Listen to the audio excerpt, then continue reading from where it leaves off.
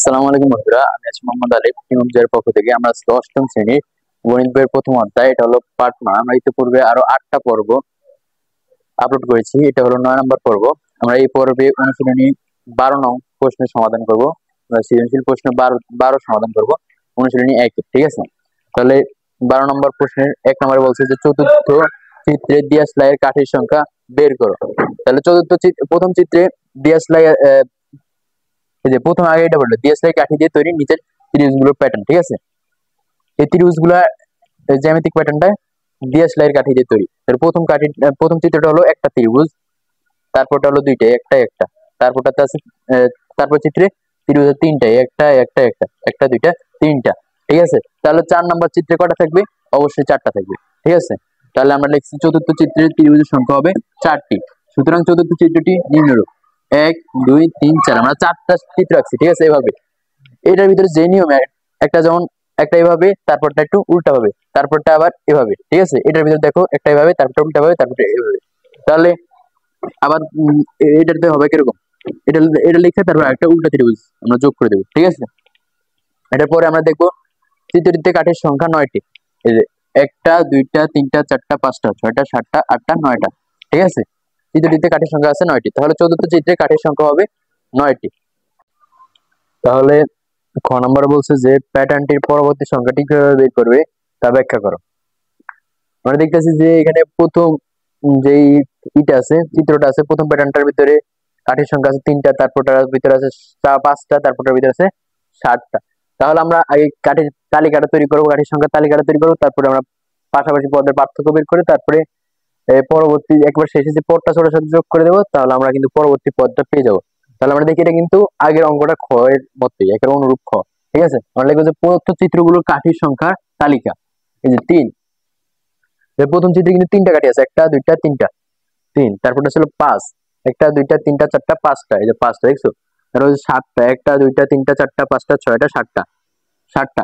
ঠিক আছে, তাহলে এদের পাশাপাশি দুইটি সংখ্যার পার্থক্য, 5 থেকে 3 গেলে থাকে 2, আবার 7 থেকে 5 গেলে থাকে 2। তাহলে লক্ষ্য করলে দেখা যায় পাশাপাশি দুইটি সংখ্যার পার্থক্য প্রতিবার 2 করেই কিন্তু। ঠিক আছে, প্রতিবার কিন্তু 2 করেই আসে। তাহলে পরবর্তী সংখ্যাটাও নিশ্চয়ই 7-এর সাথে আমরা 2 যোগ করবো, মানে পরবর্তী সংখ্যার সাথে কিন্তু 7-এর 2 পার্থক্য থাকবে। তার মানে 7-এর সাথে 2 যোগ করলে আমরা পরবর্তী সংখ্যাটা পাবো, এবং 7-এর সাথে 2 যোগ করলে হবে 9। আমাদের 9 হলো অ্যান্সার। তাহলে ঘ নাম্বার বলছে যে শততম প্যাটার্ন তৈরিতে কতগুলো দিয়াশলাই এর কাঠির প্রয়োজন। ঠিক আছে, শততম বলতে বুঝেছে যে 100তম। শততম মানে 100তম, এটা মাথায় রাখবা, শততম মানে 100তম। আর এটা আমরা সমাধান করবো কিভাবে, দেখো এখানে বলছে যে 100তম চিত্রে, এখানে আছে প্রথম চিত্র, দ্বিতীয় চিত্র, তৃতীয় চিত্রে, এভাবে 100তম চিত্রে কাঠির সংখ্যা কত হবে। আমরা দেখতে পাচ্ছি যে প্রথম চিত্রে কাঠির সংখ্যা 3টা, দ্বিতীয় চিত্রে কাঠির সংখ্যা 1 2 3 4 5টা, তারপরটা 7টা। ঠিক আছে, তাহলে 100তম চিত্রে কাঠির সংখ্যা কি করতে হলো, যদি আমরা আবার 7-এর সাথে 2 যোগ করি 9, 9-এর সাথে 2 যোগ করি হবে 11।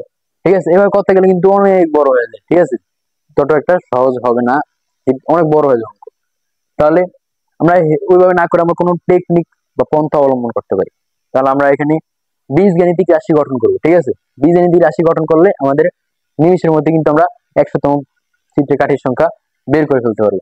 তাহলে আমরা বীজগাণিতিক রাশি কিভাবে গঠন করবো, আর কিভাবে সমাধান করতেছি দেখো। দেখো এখানে দেখছি, এখানে গ নম্বরে প্রথম চিত্রে কাঠির সংখ্যা 3টি। ঠিক আছে, 1টা 2টা 3টা, প্রথম চিত্রে কাঠির সংখ্যা আছে 3টা। আমরা 3-এ লিখতে পারি যে 2 গুণ 1 যোগ 1। ঠিক আছে, মানে 2 1 2, 2 এর সাথে 1 যোগ করলে 3 আসে। ঠিক আছে, তারপরে আমরা লিখতে পারি দ্বিতীয় চিত্রে কাঠির সংখ্যা আছে 5টা। ঠিক আছে, এখানে লিখতে পারি 2 গুণ 2 যোগ 1। এই যে প্রথমে 2 আর শেষে যে যোগ 1, এটা কিন্তু সবসময় ধ্রুবক থাকবে, কনস্ট্যান্ট থাকবে। ঠিক আছে, এটা কিন্তু কোন সময় লড়চড় হবে না। নড়চড় হবে কোন সময়, কোনটা, খালি এই যে মাঝখানে যে গুণ করছে যে এগুলো নড়চড় হবে। এগুলো নড়চড় করবো তোমাদের নিজেদের ব্রেন খাটিয়ে, যে কিভাবে আর কি এই সংখ্যাগুলা এটা নিয়মের মধ্যে আনা যায়। ঠিক আছে, এটা নিয়মের মধ্যে আনা যায়।